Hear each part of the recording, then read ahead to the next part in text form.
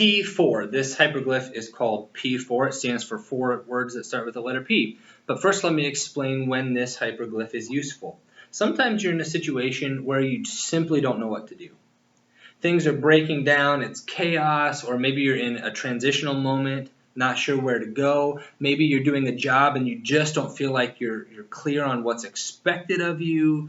Maybe you're leading something and people are all over the place not following you. Maybe there's some sort of emergency or crisis and you're trying to navigate through that. P4 is kind of a grounding, go back to the basics. When everything is chaos, you can come into the eye of the storm and hone in on these 4 ideas. The first one is positive, praying, then present, and producing. So regardless of what's happening and all the things that we don't know, if we can focus on these 4, we'll usually have a pretty good grounding. So am I positive? Do I have a positive attitude? Even if things are going wrong, is my attitude such that I'm reflecting the optimism that I have inside? I believe that no matter where we are, God is still in charge. He will bring good out of this, and we can stay positive in the midst of it. Positive attitude. Second one is praying. Even if I don't know where to go, am I connecting with God on this?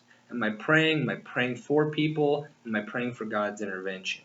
Even if we're not seeing it yet, am I praying?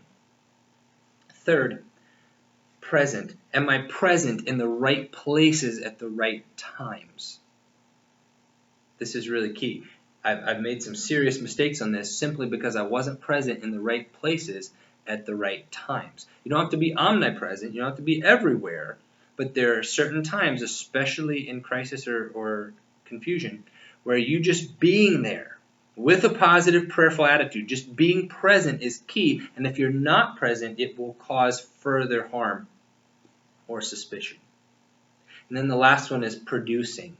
It's really helpful, whatever your role is, whether it's in family or whether it's in a job or a group of friends. If there's a role, it's helpful to identify what's the most important thing that I contribute or produce that makes a difference.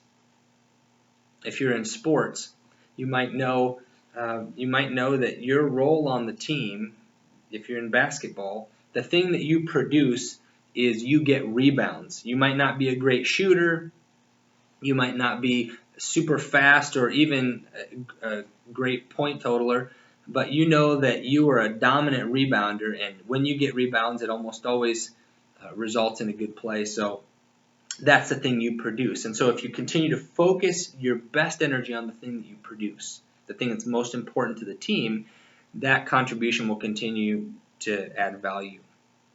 Maybe your key contribution is speaking. So mine is often my key contribution, thing that I produce, is speaking on Sunday morning messages.